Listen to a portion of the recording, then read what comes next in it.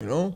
Pero that didn't exist back there. It was like, you know, blacks, Muslims, 5%ers, Spanish, y los blanquitos. Let me ask about the Spanish. So we're not talking about Spanish, Puerto Rican. We're talking about, it could be Mexican Spanish. Y'all stay together like that?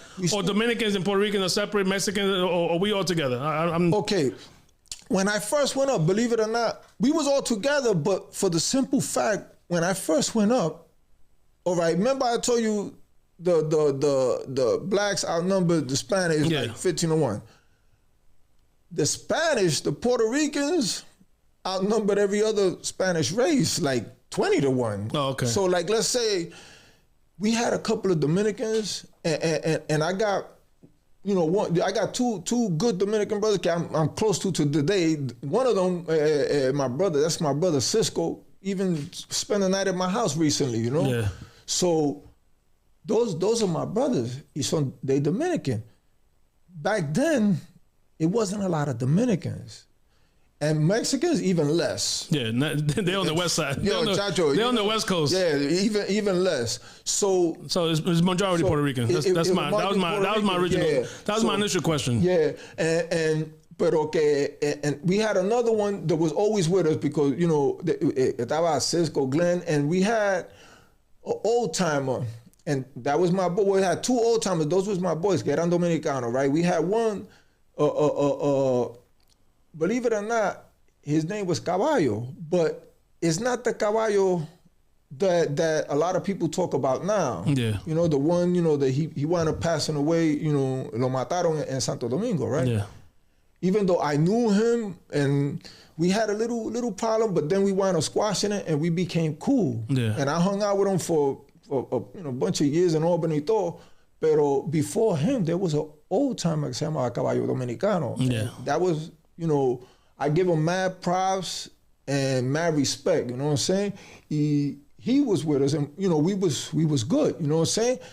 But like I said, there wasn't a lot of Dominicans. Afterwards, cuando the younger Caballo, the one that got killed, when he came through, he did a good thing and he did a bad thing because he started a clique, the Trinitarios, which in a sense, it was a good thing for them.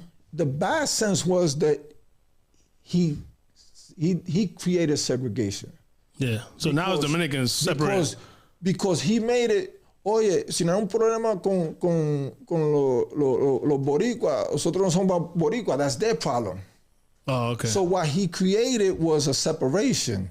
That's what I considered was a bad thing. Yeah. Because I always looked at it, it don't matter if I'm Puerto Rican and you Dominican and he's Cuban.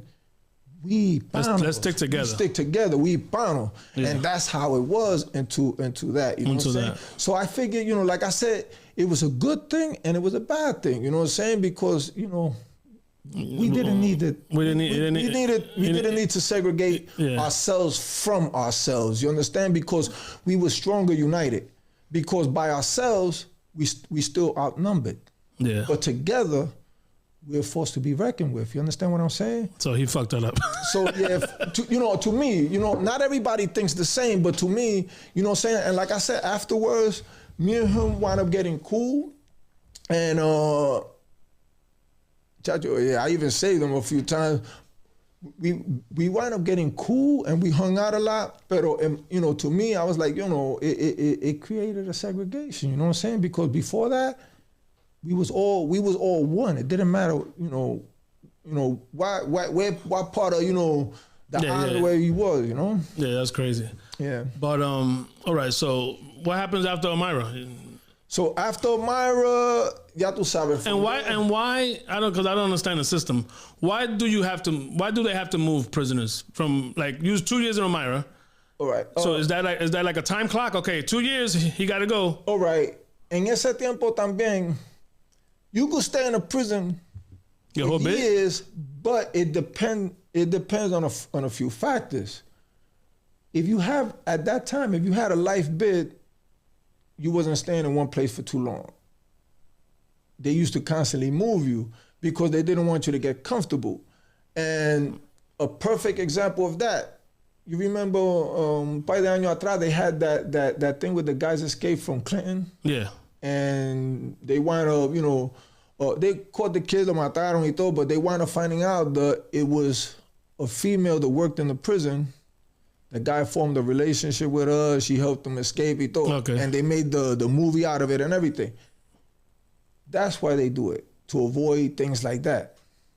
So they just disrupting the comfortability. Right. So if you got life, they usually bounce you around. 2 años aquí, 2 años para allá, 2 años para allá, so that you don't get too comfortable and form bonds with civilians or CEOs or whatever. Yeah. That'll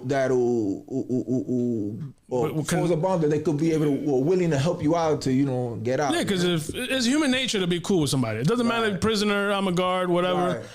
If personalities work out, you know, now you're like extra food or whatever. So so after Elmira, where they sent you? From Elmira, I went to Southport, and I stood in Southport. I didn't stay in Southport that long because they wound up changing Southport. At first, Southport's another prison. Pero en principio, it was a regular prison population, but then they changed it to all box. So when I went there, they wound up changing it. They was changing it over. So I didn't stay that long, and I went back, and I went to Auburn. You know, I went to Auburn. I stood in Auburn for Jato, and then from there, I ain't gonna lie, it was just a merry-go-round, you know. All right. So are you married? Back to the things with the clique that you formed. Are you guys being separated? Like, damn, bro, Yes. I'll run into you, and then you run into him somewhere. So yes, we were all separated. The only thing is like that, and that's a good point, you know, to touch up on, because we were separated, but we kept in touch. How does that happen? We used to write to each other. We call each other's families. Yo, how this dude doing? Like right now, yo, I call your mom, yo, how's Ab? How he's doing? Is he all right? Yeah. He need anything? You know, he's having any problems over there. So and we then kept the kites. I heard about kites. And the kites, exactly. I heard about these things. So we always kept in touch. So vamos decir, you know, 3 of us might land in the same place, 2 might land in Comstock. And you gotta stick together. We stick together. So if you had a beef in Comstock, and you had a problem with somebody, and he gets transferred to where I'm at, you know what I'm saying? You send me a kite, yo, que este tipo over here. That's the one. And that's the one. So we'd be like, oh, here it goes, you know? So. And is that easy, bro? It was that easy. I got my clique in this house. Yeah. And you gotta play, you're not pussy, but you know, you can't really wild out because you're outnumbered. You're outnumbered. But now, I'm separated from this clique. And I'm gonna be hand delivered, transferred to your clique now. So now this is fucking crazy, bro. Yeah. So I was gonna ask how often are you guys separated, but you just touched on that. And give me the number of the, like, was it 10 of you that click like that, or 25? When we started, it was maybe como 10. You know what I'm saying? And then you start forming new relationships. We started forming new relationships up there, and a lot of those relationships también, they last. You know what I'm saying? Right. Why do you think that is? Because, believe it or not, in society, you hustling, you making money, you got a bunch of people that want to be around you. It might not be because they like you. What can you do for me? What can you do for me? You dig where I'm coming from? Yeah. Either what can you do for me, so they around you because they want something, or they scared of you. Yeah. And to me, that makes it even worse. Yeah, because they're gonna wait for the chance. Exactly. Or they're the first one that traiciona. Yeah. So those are the kind of people who I want around me. So going, you know, remember, I did 32 years. So in 32 years, I've been so many places. I meet so many different dudes. Now, I've met thousands of motherfuckers in jail. But the friendships that I form with the right ones is a handful. You understand what I'm saying? So